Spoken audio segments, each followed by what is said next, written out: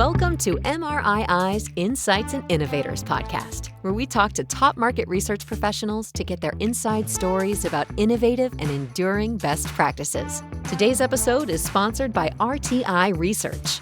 RTI Research is a market research company that turns data into meaning, so you can communicate your insights simply and act on them effectively. Now, here's your host for today's episode. Bryan, the CEO of Sawtooth Software, has been a pioneer in the development and evolution of data collection software and advanced analytics. He joins Insights and Innovators for a pragmatic look at the significant evolution in the space and separates hyperbole from reality. I'm John Lass, President of Sports and Leisure Research Group and past president of the MRII. In this episode, we're going to speak with one of the true pioneers of data collection software and advanced analytics. Bryan Orme is the CEO of Sawtooth Software, a company that I distinctly remember recommending to an old Wharton classmate of mine who was looking for a product to conduct conjoint analysis more years ago than I really care to admit. But needless to say, a lot has changed since then, and I'm really looking forward to spending some time unpacking that today. Bryan, it's great to have you on Insights and Innovators. Oh, thanks so much. Thanks for the introduction. And that was really a flattering introduction, John, but I really shouldn't be labeled a pioneer in data collection software because I'm just not old enough to be that. Yeah, well, you started when you were 6. That's kind of how I look at it. Right? I'm standing on the shoulders of a pioneer, and that was the late Rich Johnson. He pioneered computer interviewing in the 1970s when I was just barely out of diapers, and he's the founder of Sawtooth. He founded it in 1983, and I joined the company about 12 years later. I've been now at Sawtooth for 30 years coming up this summer, so it's just been an incredible ride. Awesome. So briefly, I mean, kind of leading up to that 30-year span, how did you get your start in marketing analytics and eventually get over to Sawtooth?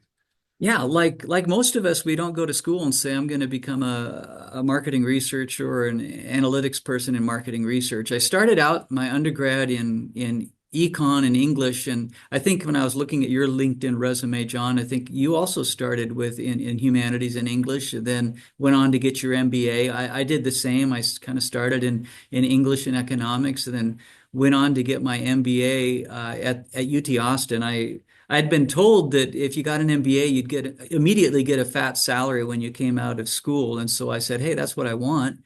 But I graduated at the end of a recession, and the fat salaries were not to be seen. But it all turned out okay. But anyway, when I was at UT Austin, my first semester, I took the marketing core course taught by Mark Alpert. And he took 2 or 3, I believe, sessions, 2 or 3 lectures to talk to us in that marketing core course, and this is an MBA class, about conjoint analysis for predicting preferences and price sensitivity. He talked to us about clustering and segmentation and perceptual mapping. And after those couple of classes, he said, hey, if this stuff interests you, why don't you go ahead and take my multivariate statistics class next semester? You can take it as part of your MBA. It's going to be one of the electives. And I took it, and that really dictated the rest of my career. So I have a lot to thank Dr. Alpert from UT Austin for pointing me in this direction. And so after I graduated with my MBA, I went to work in Austin, Texas at a firm called IntelliQuest. And IntelliQuest was a small marketing consulting shop, marketing research shop, doing a lot of analytics, particularly in the IT industry, having to do with conjoint analysis and cluster analysis and perceptual mapping, all the stuff that Mark had introduced me to. And I started using Sawtooth on a daily basis, just fell in love with the techniques, fell in love with what kind of strategic answers it could give to reduce uncertainty for managers. And really just fell in love with the Sawtooth company. I got to know Rich Johnson, the founder of Sawtooth, through my interactions with Sawtooth. And a few years later, I wrote him and said, hey, could I join you guys? And he hired me, and it's just been a great ride since. So that's how I got into this. Interesting. Again, lots of similarities. I as the English major, I remember in my MBA program, I dreaded the fact that I had to take statistics, and I wound up getting invited to TA the course. So it just kind of wow, stuff kind of happened, strength right? for you. Anyway, a lot's changed, obviously, since those times for both of us. And you've seen quite the evolution, I would suspect, in data collection practices in market research. And I'm curious for you to reflect a little bit on what some of those most significant changes have been and how they've helped to transform the industry. Yeah, it's things have just been changing quick and fast. When I first started in the industry, phone surveys were still the way to do it, but random sampling and random digit dialing was just not working as well anymore because the telemarketers were spoiling it. They were spoiling the area for us. They were sugging, they were selling under the guise of research, making it sound like it was going to be a research study, and then in the end, it was a sales pitch. And so the cooperation rates were starting to fall off, so that people said, "Hey, this is going to be a major problem for the survey research industry because people just aren't willing to get on the phone and take surveys anymore." And paper-based surveys, we're also seeing a fall off in terms of participation rates. Caller ID, do not call lists, cell phones came along that just really made it hard to do phone research anymore. So interestingly enough, we did this with Sawtooth back at IntelliQuest, and this is in the mid '90s. We were sending disks with surveys on the disk. It was called disk by mail data collection, and our respondents would receive the disk in the mail, and they would pop it into your computer. And I know this sounds just bonkers today because you would never take a disk that somebody that somebody sent you and put it in your computer today. But we just didn't have there just weren't the issues with viruses and so forth, and back then. And we'd get 40%, 50% completion rate. We would just put a crisp $2 bill in there, and they would turn that disk around to us. We would pop those disks one by one into the computer. It would suck the data off it, and we'd have our data set, and we'd start an analysis, typically using Sawtooth and a crosstab package we were using at the time. So we did that for a little bit, and then of course the internet comes along in the late 1990s for data collection. And although at the beginning it didn't have very good coverage, it was mainly B2B research and IT research that could be done over the internet. Pretty soon it got pretty darn good coverage, and the internet then became a viable way to do surveys. But this feeling, this belief that we had scientific random samples, we left that behind many years earlier. Even though we're reaching out to thousands of people, they're just not representative necessarily of the full population, in the sense that there's only a small proportion of the total people that are doing the vast majority of our surveys. But with weighting and by careful selection and writing your questionnaires well, we moved on, and panel samples have been working quite well for decades now. Although now we've got the problem of AI bots and server farms. And so you've got sometimes these server farms, which are just groups of people, of humans, that get together to try to earn money, and they find surveys that pay an incentive, and they share with one another how to qualify for the surveys by answering the right screener questions. And sometimes you have bots, AI bots, that are now taking your surveys in a very human-like manner. And so we got new problems. The Bayesian revolution in terms of analytics in the late 1990s, you've got Greg Allenby at OSU, who taught us all about how to analyze with regression analysis, with hierarchical Bayesian regression analysis, data sets that just weren't as well analyzed anymore. And the Bayesian revolution allowed us to be able to understand individual level tastes and preferences much better than we ever could before. Then we're able to build optimization routines, market simulators that can simulate how people are going to be choosing between products, and what's their price sensitivity, and what do they want in terms of features. And you put that into a market simulator, a what-if simulator with an optimization engine on it to optimize for profit, for revenue, for share.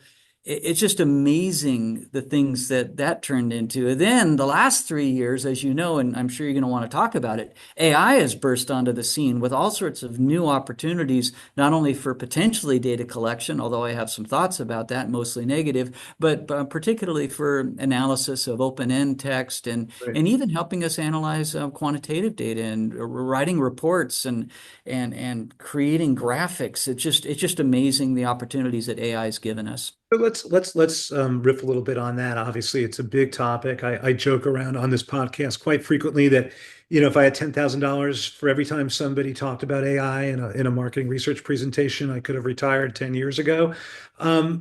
We've been told a lot of times throughout our careers that here's a new breakthrough that's disruptive or threatening the usefulness of survey research, yet surveys aren't dead. And I'd love to kind of get your perspective on what's the meat versus the hype, and where does it all play out in terms of this evolution? Yeah, we've seen a number of technologies come along that were said to be the killers of the future for surveys. There was neuromarketing, the idea that you could do brain scans, of course, to try to pull information out of people's brains, and so you didn't have to ask them the questions. There was big data that, the passive observation of transactional and clickstream data, your ability to scrape social media reviews or other written content on the web.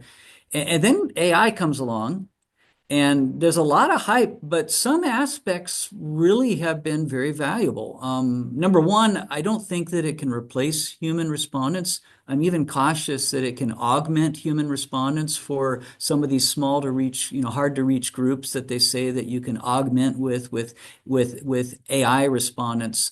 We had a couple of really good presentations given at the last Sawtooth Research Conference. Every year, Sawtooth holds a research conference, and we bring together a couple of dozen practitioners and corporate researchers and some academics, and they present papers. And a couple of really good ones were done about AI, about comparing AI responses to human responses. And it turns out that AI just can't do very well to replace humans for the kinds of research that it's often talked about at the Sawtooth Conference, which is conjoint analysis or choice modeling. If you talk to AI, if you ask AI about something that's really well covered, like in the United States, we might talk about automobiles or cell phones. There's a lot of information, a lot of training data out there. But it can't do well with topics that aren't just well covered in the internet. You can't Yeah. predict, for example, light bulb sales in Estonia, for example, and you can't predict the future very well. What about this new product release that we're thinking about, a new feature? It's not yet covered in the training data that's on the internet, so it can't really be forward thinking. Yeah, It I'm is. so with you on that. I mean, we just finished a big conjoint study for a sporting goods client that Mhm. could never have done with any type of synthetic data. I kind of almost equate it to waiting as opposed to actually talking to people, but not to kind of stop that part of the conversation. I'm curious, with technology becoming and always, I guess, being such a big buzzword, when we think about people coming into the profession, are there specific skills that insights professionals should be developing now that will keep them relevant and valuable in the next 5 to 10 years? I'm kind of trying to get that balance between the soft Yeah. skills and the technical skills. Yeah. And certainly AI is one of those things. AI can help us in many really good ways. It's really good at processing open ends. We used to say, hey, open ends are really expensive to include with surveys because then you have to analyze the data, and that's just hard. But AI has made that really good. AI is really good at putting kind of chatbot type open-end questions in surveys that interact with respondents to bring deeper and more meaningful conversations out in the open ends, make them richer. You can also use, and this gets to your point, what should young researchers be thinking about who want to get into this field? AI helps you write Python code and R code. I think that folks wanting to get into analytics really should learn how to process data, probably with something like Python and R. And AI is also starting to show promise in terms of being able to analyze numeric as well as text data and data sets to do analysis and help you prepare graphics, even write some aspects of the report, you know. But John, I don't think you'd ever want to turn the whole process over to AI. You want to treat AI like a really smart assistant, a bright and very fast young researcher or brilliant intern who's going to sit by your side and do your beck and call and is not going to get tired and is not going to ask for a break. And so, in that way, it really assists us and young people getting into this field that they can leverage it as a great assistant, but don't turn everything over to it. Double check, verify, et cetera, et cetera. On other kinds of soft skills, writing and public speaking are definitely needed. I mean, texting and social media, relying too heavily on AI and grammar tools, I think that this is degrading the communication and critical thinking skills of those going through college right now and starting their careers. And I realize I'm generalizing, but by and large, John, the younger generation just doesn't seem to want to converse in person as much anymore. They'd rather chat or text. So, I'd recommend that taking advantage of courses or opportunities that help you polish your writing and public speaking skills is a really good investment and will set you apart. And of course, you should learn to do some coding and data visualization. Foundationally, it's of course spreadsheets, the essential formulas and spreadsheets, if-then statements. Basic spreadsheet fluency is a must. And then you got SQL, Python for data visualization. You got Power BI and Tableau. Fluency on how to use AI, like I said, to enhance productivity is also a must. And you got to learn what you can and can't upload to AI to comply with your company's policies, to keep your clients' data safe. You always want to protect yourself, protect your company, follow policy, let your client know how you are and are not leveraging AI in the process, and make sure they're on board. Right. And so those are some of my thoughts there.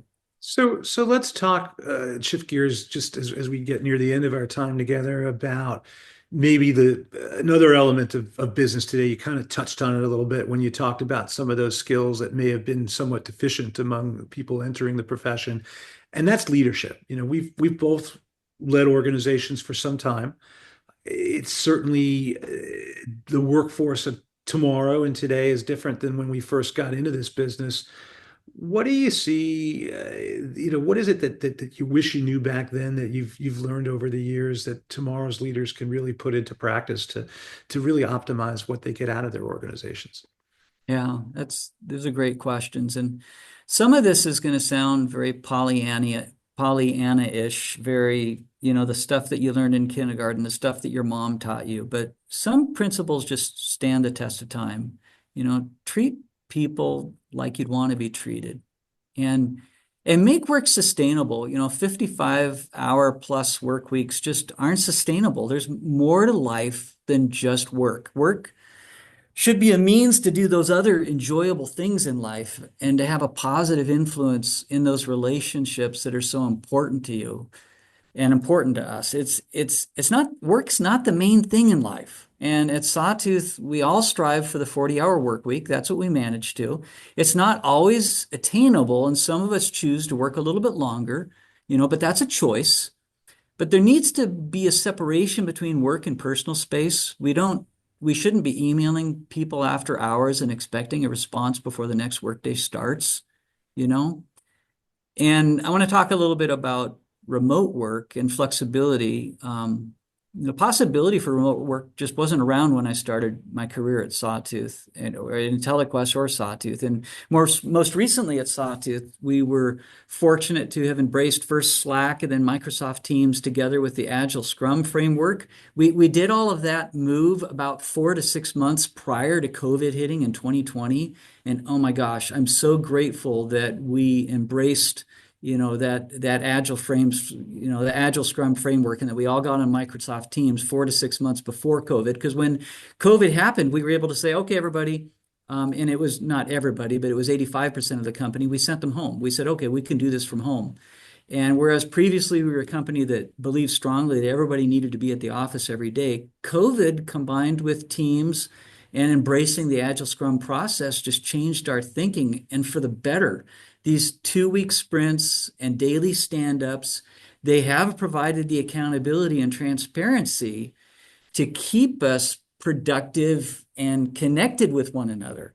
And we haven't seen a drop off in productivity. I've been reading some articles this last week where there's been a lot of, return to office, RTO, and you guys were never as productive. I saw one article that says, oh, people are wasting 3.5 hours a day. They're wasting 3.5 hours a day doing personal stuff, and now the employer's getting 3.5 hours per day less. And we're just not seeing that. We hire people that we can trust to give Sawtooth their best 40 hours every week, and it's happening.